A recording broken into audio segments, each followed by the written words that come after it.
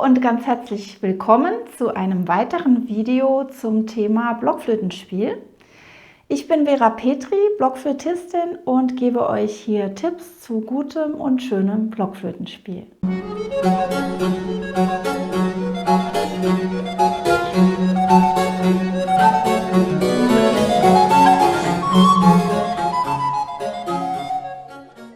Heute möchte ich euch mal ein paar Hilfestellungen geben zum Spielen der ganz hohen Töne auf der Blockflöte. Also bei der Altblockflöte zum Beispiel hohes F, was bei der Sopranblockflöte ein hohes C wäre. Oder auch ein hohes E auf der Alt, das wäre das hohe H auf der Sopran. Oder mit diesem doppelten Gabelgriff das hohe D auf der Altblockflöte. Und entsprechend das hohe D auf Tenor- oder Sopranblockflöte. Natürlich ist erstmal wichtig, dass ihr insgesamt eine gute aufrechte Haltung habt, ob ihr nun steht oder sitzt, sodass die Flöte auch gut gehalten ist, sprich mit dem rechten Daumen und dem Mund. Ich kann das jetzt nicht machen, weil ich natürlich rede, aber dazu habe ich ja auch schon mal ein Video gemacht, das könnt ihr euch gerne anschauen. Und dass natürlich die Finger frei beweglich sind. Und nicht zuletzt der linke Daumen richtig bedient werden kann, ohne dass er die Flöte auch mit festhalten muss. Und da wären wir schon bei einem der wichtigsten Punkte für die hohen Töne, nämlich der linke Daumen. Wie ich euch auch in einem früheren Video schon mal erklärt habe, bin ich eine Befürworterin des geknickten Daumens. Man kann natürlich auch den Daumen einfach wegschieben. Beides ist eine Spieltechnik, die ihr wählen könnt. Auf jeden Fall wichtig für die ganz hohen Töne ist, dass das Daumenloch minimal geöffnet ist. In der Regel. Es gibt immer Ausnahmen. Es gibt Blockflöten, auf denen funktioniert das gut, wenn das sehr weit geöffnet ist, habe ich mir sagen lassen. Ich habe selbst immer nur die Erfahrung gemacht, dass die hohen Töne funktionieren mit einem sehr weit geschlossenen Daumenloch. Also ich versuche euch das mal zu zeigen, dass mein Daumen eigentlich so, dass das Loch eigentlich so gut wie zu ist. Ja? Ich sehe dann eigentlich überhaupt keinen Spalt hier oder minimal, also nicht so viel, sondern wirklich mit der Ecke vom Nagel hier ganz oben an den Rand dran. So, auf jeden Fall, wie ihr es nun macht, ob ihr das knickt oder ob ihr das lieber wegrollt und auf der Haut spielt sozusagen. Es ist egal, auf jeden Fall sollte das Daumenloch nach meiner Erfahrung sehr weit geschlossen sein, also wenig auf. Abgesehen vom Daumen ist auch noch eure Mundstellung wichtig, also welchen Vokal ihr denkt, wenn ihr blast und wenn ihr artikuliert in die Flöte hinein. Also man spielt ja in der Regel mit einem Zungenstoß, also mit einem Dü oder Tü oder auch Da oder Do oder Du oder Tu oder Te. Ja, also ihr wisst, was ich meine.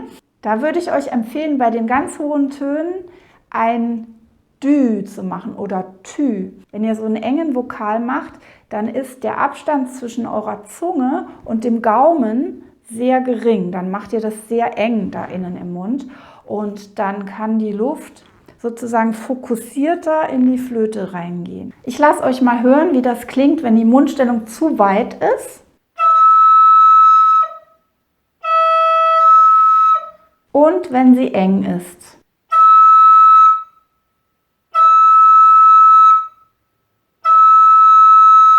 Und die Luft, das ist gleich das nächste Stichwort. Entgegen mancher Meinung braucht ihr nicht viel Luft für die hohen Töne, sondern ihr müsst die Luft einfach nur schnell durch die Blockflöte blasen. Also es ist eigentlich genau umgekehrt, wie manche denken. Für die tiefen Töne verwende ich richtig viel Luft. Dazu mache ich auch noch mal ein extra Video, das würde jetzt zu weit führen. Und für die hohen Töne braucht man nicht laut zu blasen, in dem Sinn, man braucht nicht viel Luft, man muss nur schnell blasen. Und das gelingt euch eben auch mit dieser engen Mundstellung. Ich mache euch mal vor, wie das ist, wenn ihr zwar die Mundstellung beachtet und mit wenig Luft spielt, also leise zu spielen versucht, aber diese Schnelligkeit nicht habt. Und mit der entsprechenden Luftgeschwindigkeit, wie so ein kleiner Pfeil, klappt es dann. Es funktioniert nicht, wenn ihr einfach nur denkt, ich blase leise und gleichzeitig nicht diese Mundstellung eng macht. Plus, das ist noch der nächste Punkt, einer harten Artikulation. Also kein Dü, sondern ein Tü in dem Fall. Das heißt, der Beginn der Note muss hart sein und ganz schnell dann durchgeblasen. Also wie eine Attacke müsst ihr die hohen Töne denken, aber trotzdem mit wenig Luft. Und wenn ihr das hinbekommt, dann habt ihr sehr feine hohe Töne, die klar und deutlich klingen, aber nicht laut.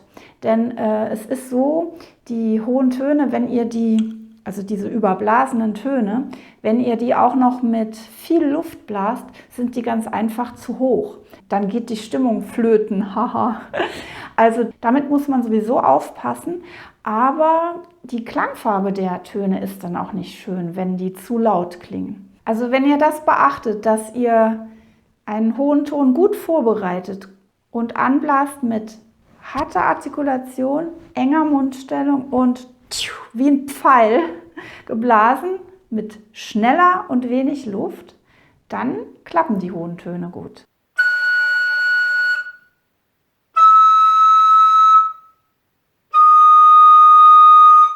Ja, ich hoffe, ihr könnt mit diesen Tipps eure hohen Töne verschönern, besser hinbekommen und vielleicht auch sauberer spielen. Ich wünsche viel Spaß beim Ausprobieren und wie immer, schreibt mir gerne in die Kommentare, was ihr davon haltet, ob ihr noch andere Vorschläge habt oder Fragen dazu und abonniert gerne meinen Kanal. Ich freue mich. Bis zum nächsten Mal. Tschüss.